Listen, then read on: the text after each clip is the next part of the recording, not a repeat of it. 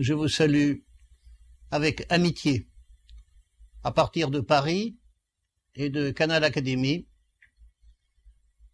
Et j'ai cru bien faire, après vous avoir dit toute notre reconnaissance et notre amitié, j'ai cru bien faire en recherchant dans mes archives le numéro de la revue Position qui rend compte de notre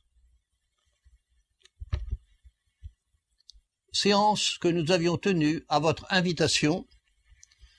C'était le 11 octobre 2001, tout juste un mois après les événements de 2001, un mois avant. Et vous étiez, à cette époque, parmi les tout premiers pour foncer dans la ligne que nous avions tracée avec quelques amis, vous de Toulouse, vos prédécesseurs et Madame Bailey, Madame Jacqueline Bailey,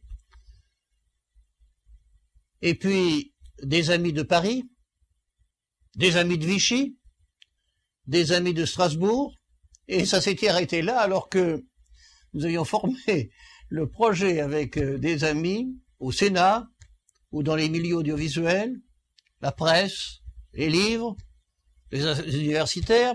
Nous avons formé le projet de créer un club audiovisuel dans chaque département, en commençant évidemment par le chef-lieu du département, et puis en s'étendant après dans les villes d'une certaine importance, parce que nous estimions qu'il fallait se former pour ne pas être déformé par les programmes de télévision, surtout depuis que nous savons, avec l'américain Sam Edrin Network, nous savons que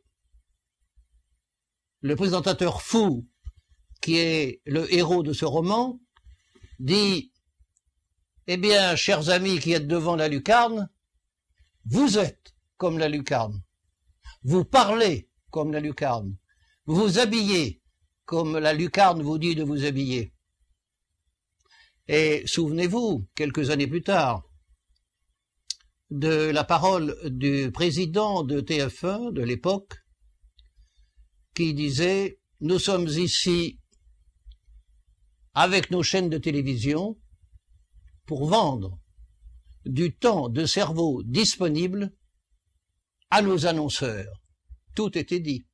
D'un côté, le romancier américain en 1977 dans son édition française, et de l'autre côté, le président de TF1 dans les années 90.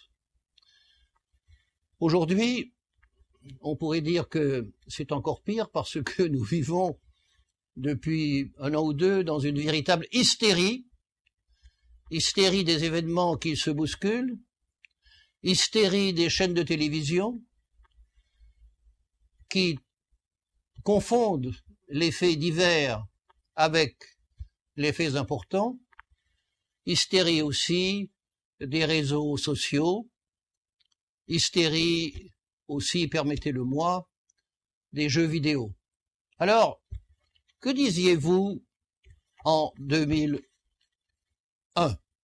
Eh bien, d'abord, nous étions rassemblés autour d'une idée d'un homme qui a été beaucoup pour l'aviation, et Toulouse, je ne l'oublie pas, c'est la ville de l'aviation, mais qui a été beaucoup pour la littérature et l'esprit de notre pays, c'est Antoine de Saint-Exupéry.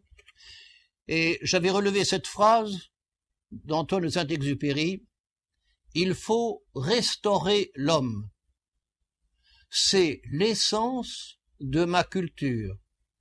C'est lui, la clé de ma communauté. C'est lui, le principe de ma victoire. » Voilà quelle était la phrase essentielle qui nous guidait dans cette création des clubs audiovisuels à travers la France. Et dans le numéro de cette revue de décembre 2001, non seulement il y a plusieurs pages sur votre réunion du mois d'octobre 2001, mais en plus, on cite Dominique Baudis, qui, à l'époque, était président du Conseil supérieur de l'audiovisuel. Dominique Baudis, aujourd'hui, le grand défenseur des droits. Dominique Baudis, qui s'est illustré à l'Institut du monde arabe, qui a été maire de votre ville, parlementaire. Et je saute tout de suite à ce que nous écrivions pour donner écho au débat du 11 octobre. La conférence avait donc été organisée par votre club audiovisuel et je me souviens de chaque moment, je me souviens des propos échangés et je me souviens que vos amis avaient organisé à l'occasion de cette rencontre la programmation d'une exposition Petite scène de la télévision. Après la projection de plusieurs extraits d'émissions et de flashs d'informations sur l'actualité sanglante du mois précédent, la place a été donnée au débat. Je vois résumé, ni les images, ni l'actualité ne sont faites sur mesure pour nos enfants, mais elles submergent nos écrans. Les téléspectateurs les plus assidus sont en effet les enfants, qui voient déferler sur eux une violence plus vraie que ce qu'ils auraient pu imaginer, plus forte également que toutes les fictions. Cette violence est la violence de leur monde. Comment réagissent-ils? Quels conseils peut-on donner aux parents? Quelles réflexions peuvent-ils trouver dans un débat? Et les enfants, on continue, les enfants sont souvent dans une attitude hésitante entre fiction et réalité. Et nous citions ce jour-là l'exemple d'un travailleur social qui a rapporté, c'était, j'y reviens, le 11 octobre 2001 chez vous, ce travailleur social a rapporté le témoignage des parents d'un enfant de 9 ans atteint d'un traumatisme crânien. En jouant à Mortal Kombat, un camarade lui avait tapé la tête plusieurs fois par terre et déclaré « Ce n'est rien, comme il a 3 vies, il n'y a pas de problème ». Et je pense à Gabriel de Broglie, qui a été président de l'Institut national audiovisuel, qui est maintenant à l'Académie française, qui est maintenant chancelier de l'Institut. Gabriel de Broglie qui a écrit un livre dont le titre est tout un programme, puisqu'il a pour titre « Une image vaut 10 000 mots ». En conclusion, ce jour-là, donc le 11 octobre 2001 à Toulouse, nous déclarions que nous avons la télévision que nous méritons. Et les journalistes doivent donc expliquer les images qui arrivent des 4 coins du monde. Expliquer, ça n'est pas seulement les montrer, et c'est aussi les choisir.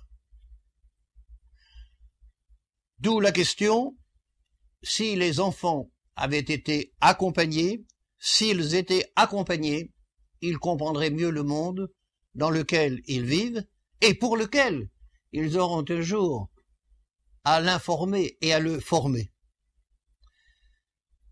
Eh bien, nous avons donc lancé plusieurs clubs. Il en reste actuellement 3. Celui du Grand Toulouse, ce n'est pas parce que je m'adresse à vous, mais parce que c'est la vérité. Celui du Grand Toulouse est le plus actif, celui qui va le plus au fond des choses, celui qui fait appel aux spécialistes de votre région et bien au-delà. Il y a aussi le club audiovisuel de Paris qui s'attache essentiellement à distinguer les meilleures œuvres et qui donne ses prix chaque année au printemps. Et puis, il y a le Cercle de Vichy, le Club de Vichy, audiovisuel, qui continue à travailler avec les professeurs de lycée, de collège, et qui continue à organiser chaque année plusieurs débats.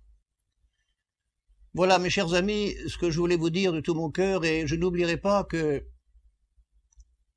vous aviez à ce moment-là, à Toulouse, un préfet qui était un ami, qui avait exercé sa profession dans l'Allier quelques années auparavant. Je les allais le voir, et ne m'en veuillez pas de ces quelques instants d'émotion, mais il devait nous quitter peu de temps après, vous quitter, vous et nous, et cela aussi je ne l'ai pas oublié.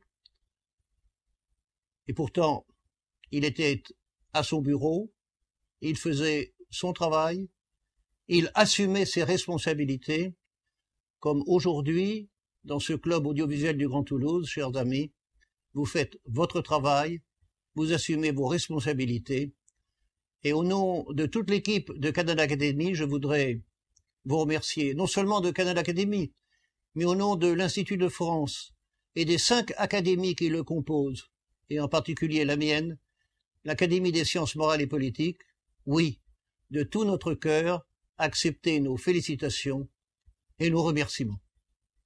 À bientôt, chers amis.